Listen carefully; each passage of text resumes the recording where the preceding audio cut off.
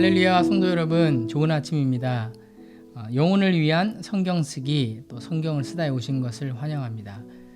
오늘 아침 우리가 함께 읽을 말씀은 요한이서 1장 5절입니다. 부녀여, 내가 이제 네게 구하노니 서로 사랑하자. 이는 새 계명같이 네게 쓰는 것이 아니요 처음부터 우리가 가진 것이라. 아멘. 제가 아는 한 선교사님이 계십니다. 그분은 파푸아 뉴기니에서 파푸아 뉴기니 언어로 신약 성경을 번역하신 분입니다. 그분이 파푸아 뉴기니에서 그들의 언어로 성경을 번역하실 때 어려움에 봉착한 적이 있다고 하십니다. 그것이 뭐냐면 성경에는 사랑이라는 단어가 굉장히 많이 나오는데 파푸아 뉴기니어 말로 사랑이라는 단어가 없었다는 것입니다. 그래서 더 이상 번역이 안 되고 굉장히 고민을 많이 하게 되셨다고 합니다. 그래서 선교사님이 어떻게 할까 고민을 하다가 그러면 부족들이 어떻게 말을 하고 어떤 단어들을 사용하는지, 어떻게 생활 속에서 사랑을 표현하는지 더 가까이서 지켜보자라는 또 지혜를 하나님께서 주셨다고 합니다. 그래서 열심히 관찰하기로 하고 그렇게 관찰하던 중에 어느 날 한 아버지가 자기 자녀와 대화하는 얘기를 듣게 되셨다고 합니다. 보니까 아버지가 아들한테 사랑한다는 의미의 표현을 하고 있었던 것입니다. 근데 그 파푸아 뉴기니 아버지가 어떻게 표현을 하냐면 너에게 나의 심장을 준다라고 표현을 하더라는 것이죠. 그러니까 아빠는 너를 너무 사랑해 라는 표현이 아빠는 너에게 아빠 심장을 줄게 라고 번역이 될 수 있는 것이겠죠. 이 말을 듣는 순간 그 선교사님이 무릎을 탁 치고는 드디어 묶여있던 끈이 풀렸다, 매듭이 풀렸다, 어떻게 번역해야 될지 실마리가 찾게 됐다라고 기뻐하셨다고 합니다. 그래서 성경 번역을 계속 이어서 하실 수 있게 됐다고 하는데요. 그분 요한복음 3장 16절을 이렇게 번역을 하셨다고 하죠. 하나님이 세상을 위해서 자기 심장을 주기 위해 독생자를 주셨으니, 의미가 있고 은혜가 됩니다. 오늘 우리가 읽은 말씀은 그렇다면 파푸아 뉴기니어로 이렇게 번역이 될 수 있을 것 같습니다. 부녀여, 내가 이제 네게 구하노니 서로에게 심장을 주자. 이는 새 계명같이 네게 쓰는 것이 아니요 우리가 처음부터 가진 것이라. 아멘. 그런데 성도 여러분, 우리 몸에 두 개씩 있는 그런 신장 같은 장기는 부모나 또 자녀 또 타인에게 주는 경우가 있습니다. 그런데 하나밖에 없는 그런 장기는 줄 수가 없는 것입니다. 왜냐하면 그렇게 되면 수여자는 자신의 목숨을 잃게 되기 때문입니다. 그러니까 아버지가 자식에게 너에게 나의 심장을 준다는 것은 그 정도로 그 자식을 사랑한다는 의미이지 실질적으로는 그 자식에게 자신의 심장을 줄 수는 없는 것입니다. 그런데 이것을 깨고 우리에게 자신의 심장보다 더한 목숨을 주신 분이 계십니다. 그분이 누구냐? 바로 하나님이시고 그렇게 우리를 위해서 죽으신 분은 바로 아들 예수 그리스도이십니다. 그래서 성경은 이렇게 말합니다. 로마서 5장 8절, 우리가 아직 죄인 되었을 때에 그리스도께서 우리를 위하여 죽으심으로 하나님께서 우리에게 대한 자신의 사랑을 확실하게 증명하셨다. 우리가 하나님께서 우리에게 말로만 사랑해 라고 하신 것이 아니라 아들 예수 그리스도께서 자신의 생명을 우리에게 주시는 그것을 통해서 확실하게 증명하신 것입니다. 우리가 서로 사랑한다고 하면 선물을 주지 않습니까? 말로만 사랑해 하면 무슨 의미가 있습니까? 반지를 사주던, 가방을 사주던, 차를 사주던, 좋아하는 음식을 사주던 뭔가를 표현하게 되는 것이죠. 하나님은 어떻게 표현하셨느냐? 바로 자신의 아들 예수 그리스도의 몸을 우리를 위해서 십자가에 죽게 하셨다는 것입니다. 어찌 보면 무시무시한 사랑이고 또 무섭기까지 한 것입니다. 예수님이 이 땅에 육신을 입고 오셨고, 그래서 30년이란 시간 동안 살아가셨고, 3년 동안 teaching, preaching, healing, 가르치시고 말씀을 전하시고 또 고치시는 사역을 하셨습니다. 그리고 3년 뒤에 십자가에서 친히 매달려 죽으시고, 그곳에서 물과 피를 다 흘리셨고, 그리고 돌아가셨고, 죽은 지 3일 만에 부활을 하셨습니다. 그리고 그 사실을 믿는 우리들, 이 성도들은 예수님께서 3일 만에 부활하신 것처럼 나도 예수 안에 죽지만 다시 부활하게 될 것이고, 저 천국에서 하나님의 자녀로 왕노릇하면서 영원히 살게 된다는 것, 그것이 바로 하나님께서 우리에게 주신 굿뉴스, 복음인 것이죠. 그런데 당시에 보니까 예수님의 몸, 육체는 실제가 아니다라고 주장한 이단들이 있었습니다. 그것은 환상일 뿐이다라고 주장했다고 합니다. 그래서 그들을 가연설, 또 도시티즘, 후에 이제 영지주의로 발전하게 되는 예수님의 육체적인 실체를 부인하는 그런 이단들이 있었습니다.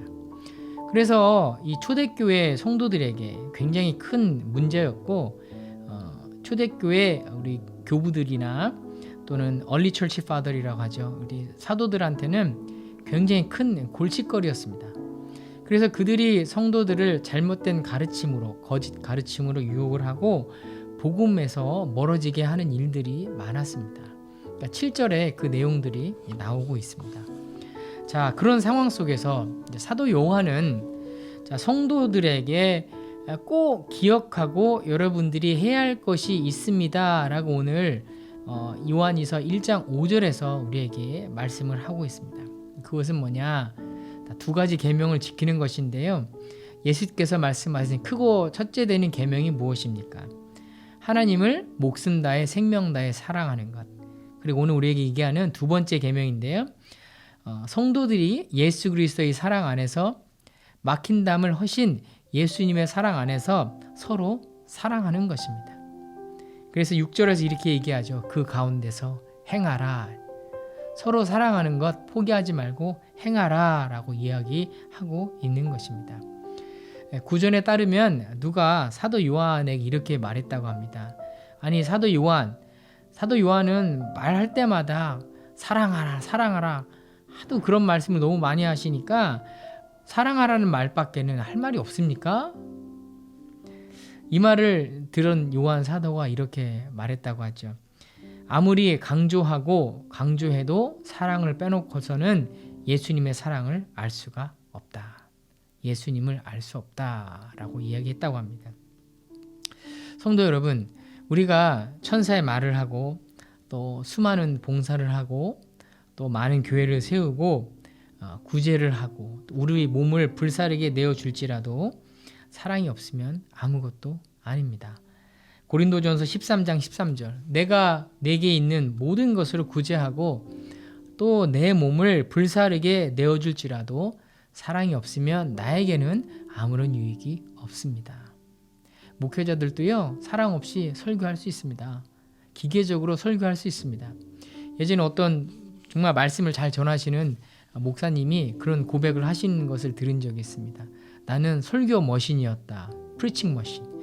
어떤 때는 사람들이 목사님 설교 너무 잘한다고 하시니까 자신이 되게 기뻤는데, 어느 순간 사랑 없이 그냥 입만 열면 저절로 설교가 줄줄줄 나오는 자신의 모습이 너무 싫어서 하나님께 회개하셨다는 그런 말씀을 제가 들은 적이 있습니다.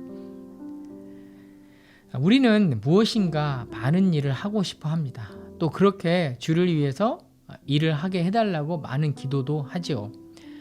그러나 성도 여러분, 기억하셔야 될 것은 이것입니다. 적은 사랑으로 많은 일을 하는 것보다 많은 사랑으로 적은 일을 하는 것이 훨씬 나은 것입니다.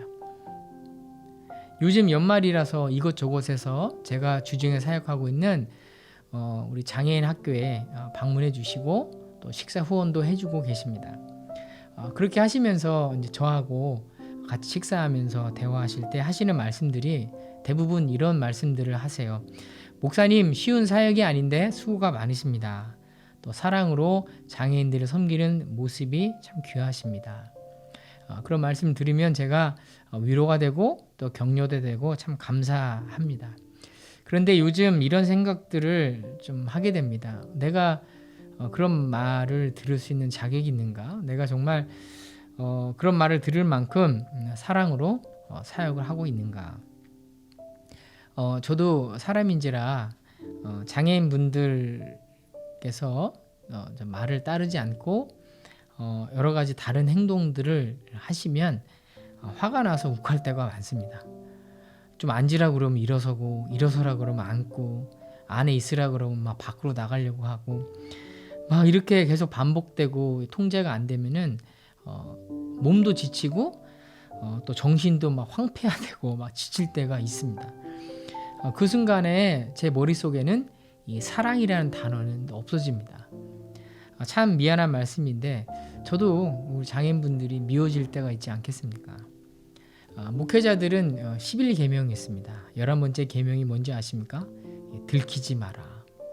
제가 들키지 않는 것이지 참 내 몸과 같이 타인을 사랑한다는 것 참 어려운 일입니다. 그럼에도 불구하고 오늘 하나님께서는 사랑이라는 계명을 지키라고 우리에게 도전하십니다. 왜냐하면 하나님께서 아들 예수 그리스도를 나를 위해서 우리를 위해서 십자가에 죽이실 만큼 사랑하셨기 때문입니다.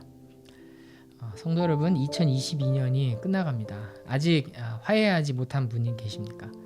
사랑하기를 성공하지 못한 분들 계십니까? 우리는 사랑에 빚진 자들입니다. 그리스도인답게 먼저 손 내미시고 먼저 화해하시고 용서하시고 용납해 보십시오. 먼저 이해하려고 애써 보십시오. 그렇게 하신다면 가정에서, 직장에서, 그리고 내가 있는 그곳에서, 우리 마을에서 예수 그리스도의 평안이 발견되어지고 그렇게 평안을 끼치는 그리스도의 거룩한 성도의 삶을 살게 되실 줄로 믿습니다. 나는 그리스도인입니다. 같이 기도하겠습니다. 하나님, 우리에게 아들 예수 그리스도를 보내시고 그렇게 우리로 하여금 예수 그리스도의 사랑에 빚진 자가 되게 하셨습니다. 사랑한다는 것 말은 쉬운데 정말 그렇게 실천하려고 하면 너무나 어렵습니다. 하나님, 하지만 주께서 그렇게 하라고 명하셨으니 그렇게 사랑할 수 있도록 주님 저를 사용해 주시고 저와 함께 하여 주시옵소서. 하나님, 저에게 그렇게 사랑할 수 있는 힘도 주시고 용기도 주시고 또 지혜도 주셔서 오늘 하루 우리가 살아갈 때 용서하고 사랑하고 이해하고 용납하고 그렇게 예수 그리스도의 평안을 끼치는 믿음의 사람들로 저희와 함께 동행해 주시고 그렇게 하루를 성공하도록 인도하여 주옵소서. 살아계신 예수 그리스도의 이름으로 기도하였습니다. 아멘.